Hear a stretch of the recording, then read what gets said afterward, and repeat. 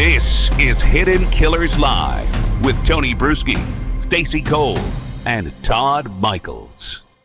How ironic is it that it goes into jump after he just jumped off? Isn't that weird? I wonder if that's a Chad Daybell after the fact, subconscious mind correlation, that he's not seeing the... Because I'm going to guess in 1985 when he was doing this. I mean, this song came out in 84.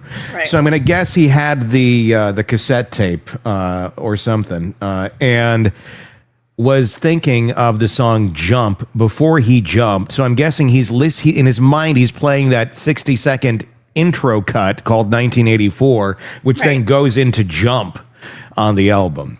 So that's what he's doing. But somehow it's the spirits. This heaven sounds like the intro to Van Halen's 1984, according to Chad Daybell. I'm actually learning a lot by listening to this because I don't know a lot about his religion, but it sounds a lot like the woo-woo world. And I call it that with respect. Yes. But the coming to earth and the living another life and all that kind of stuff. And I'm not putting it down. Whatever you get into is cool with me. But I didn't realize it was so similar to people who believe that they, are beings from another planet. It's all woo-woo with him. And I will put him down because it's insane. I'm not saying woo-woo world I'm saying Chad's version of woo-woo world is insane. It's just filled with his own delusions.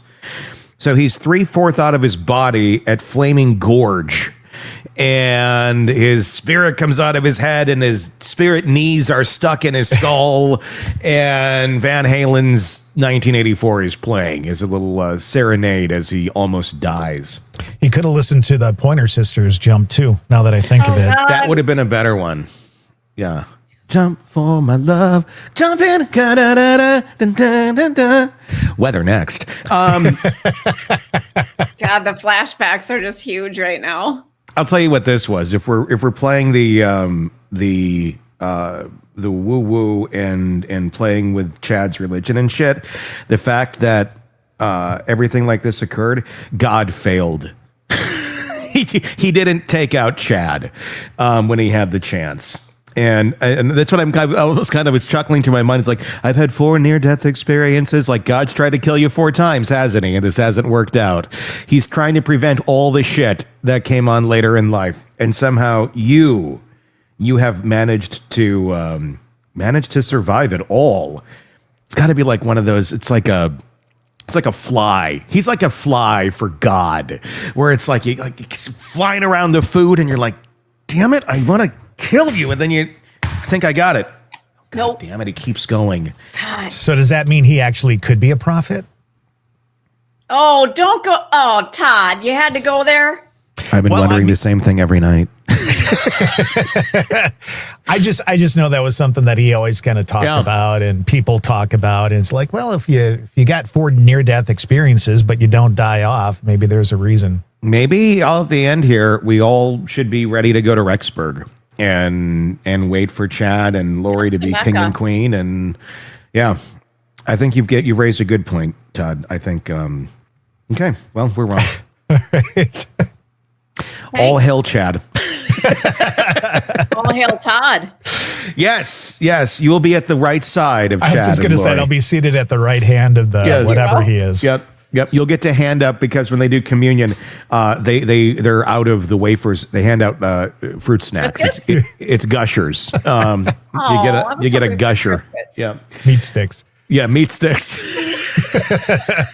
It's old Wisconsin meat sticks. Okay, let's continue on with Chad's near-death lifestyle. I still lived a normal life, graduating from Springville High and then completing my freshman year at BYU Provo. Then during my LDS mission, certain spiritual gifts increased. I was better able to receive promptings and impressions that helped keep me out of danger. As I mentioned earlier, I have died 4 times. I will describe the second incident in the next letter. It happened while I was on vacation with my family in San Diego, California. I was struck by a large wave at La Jolla Cove and was not completely knocked out of my body this time. I really needed to stay out of the water. Bookshelf. In the 1970s, several scientists and researchers began to study modern-day reports of near-death experiences, or NDES. Dr. Raymond Moody's book, Life After Life, compiled several of these accounts and brought NDES to the attention of the general public. At around the same time, Dr. George Ritchie wrote a fascinating first-person account of his death, his journey into another realm, and then his return to his body. The book is Return from Tomorrow and has sold millions of copies worldwide. These books and others like them have helped people believe in an afterlife where we will reunite with our deceased family members, friends, and even pets. I recently became aware of an NDE that happened to Jeremy Renner, the famous actor who plays the character Hawkeye in the Marvel Avengers movies. As you likely know, Renner was involved in a devastating accident on New Year's Day 2023 when he attempted to stop a snowplow from hitting his nephew. Renner suffered severe injuries with more than 30 broken bones. His recovery took many months, including having to learn how to walk again. He has written a book titled My Next Breath about his ordeal. Renner also shared his story on an episode of Kelly Ripa's Let's Talk podcast. He explained to her that during his accident, he felt his spirit leave his body. He said, "It's a wonderful, wonderful relief to be removed from your body. It's the most exhilarating peace you could ever feel."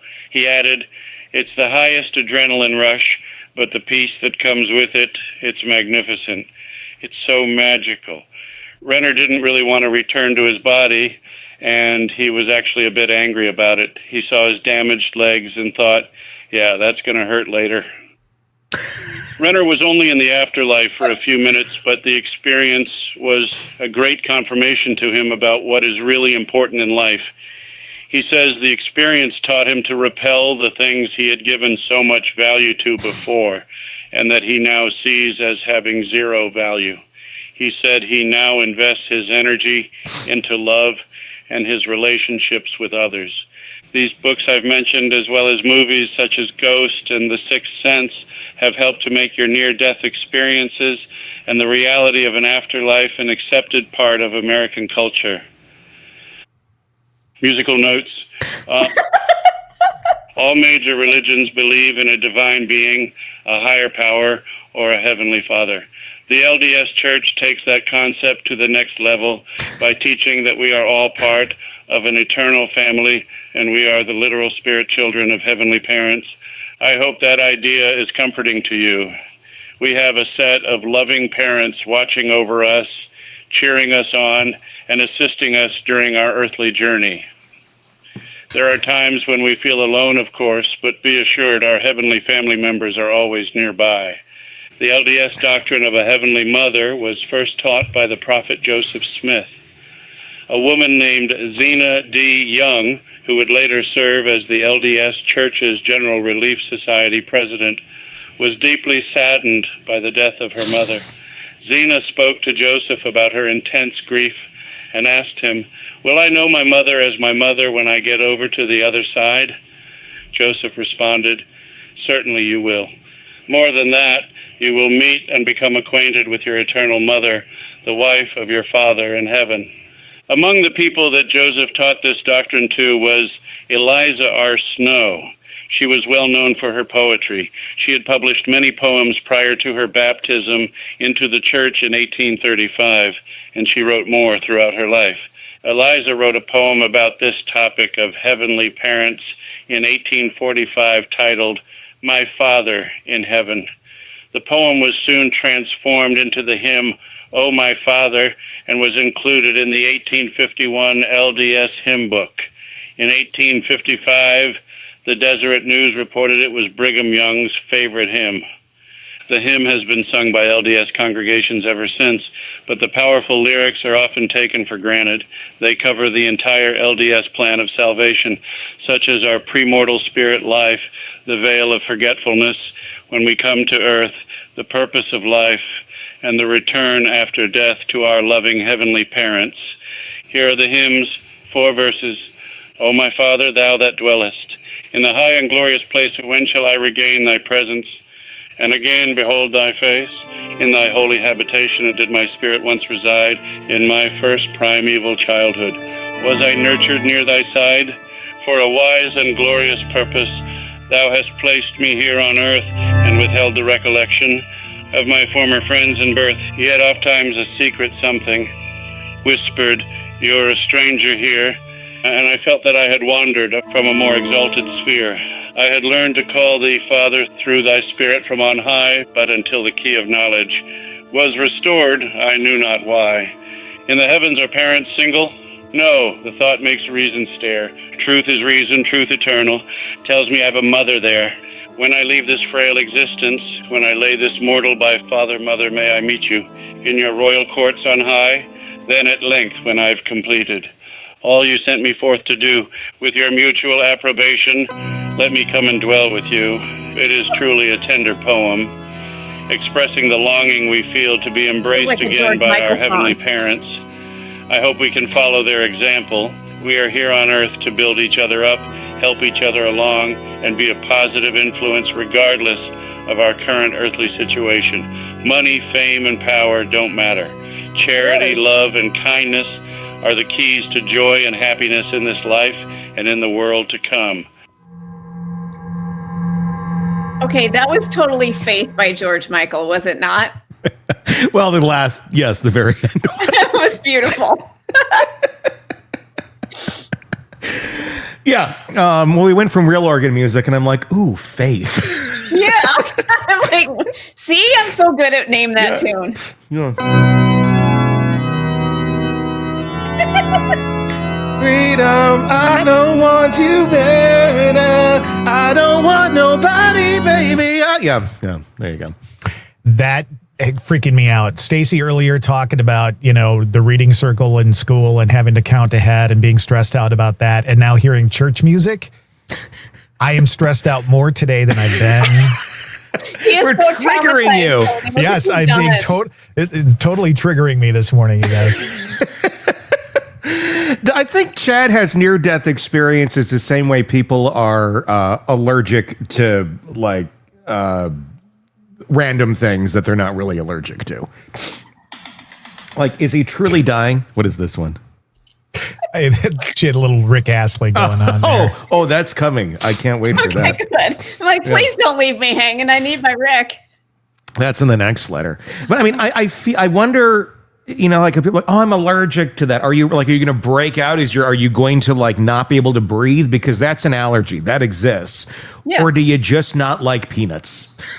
Because it's okay not to like them. It doesn't mean you have you just don't like them. And I'm wondering if near death is like that for Chad, where it's like, you didn't really have a near death experience. You had a trauma and it was scary. And I don't know. I mean, the way that he kind of talks about it makes me wonder. Your thoughts? This is a sick, twisted individual. I don't want to have thoughts. I'm trying to, the first time we did these letters, I really kind of wanted to get into his head, wanted to see what this guy's about. And now that I don't want to get in there, I don't want to root around and find out what he's thinking. It scares me. What's happening in this man's head? Well, I guess it would be nice if you could get in his mind. And I was going to try and go, I guess it would be nice if I could touch your body. Yeah, but I figured it'd be weird if I went into you. You probably don't want to touch Chad Daybell's, jelly-filled body. Yeah. I don't. I got nothing. There's some illness here. We've known this for a while. Anybody who could pull off what he pulled off. But this is a very sick man. Illness or belief system? Illness or religion? Or both? I think it's a mix of both. Yeah. I really do. And especially when you go back to the love letters and all that kind of stuff, there's some really odd. Yes. And don't get me wrong. Yeah. People who are talented and creative sometimes say some really weird shit. Tony, I would put you in that. I would, but I would put myself there too, Stacy. Yeah. We all have little quirks about us. This is somebody who has a really vivid imagination that goes in some weird places. Yeah. And believes it. He can't. That's the difference. He's not over here saying these things for a laugh because it's so crazy and out there. He's believing the shit. Right. And then operating and living on it. That's the difference. Want more on this case and others? Then press subscribe now and don't miss a moment of true crime coverage from Tony Bruschi and the Hidden Killers podcast.